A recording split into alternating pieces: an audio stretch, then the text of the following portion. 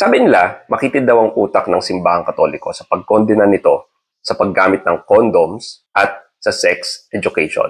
Napuput in danger daw ang kabataan dahil tinututulan natin ang pagturo ng paggamit ng condom. Ito daw ang rason kung bakit tumataas ang paglaganap ng HIV sa bansa. Pero hindi totoo yan. Mas malalagay pa in danger at false sense of security ang mga kabataan kapag pinush nila ang paggamit ng condoms. And let me demonstrate this by using the coin flip analogy.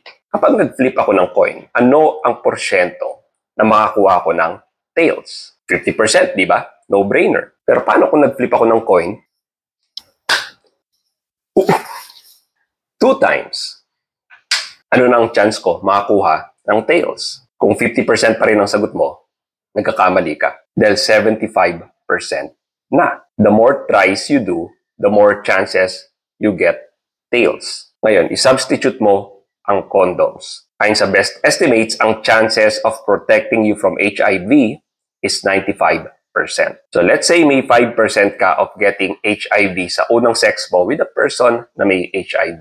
Paano kung inulit mo ito 2 times? Ang chance mo ngayon of getting the virus is 9.75% mula sa 5%. At kapag 10 beses nakipag-sex ang taong may HIV, tumataas ang chances to around 40%. That's statistics.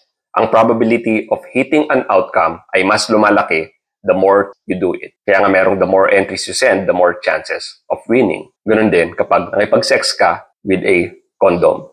At hindi pa natin pinag-uusapan ang HPV, human papilloma virus, at monkeypox.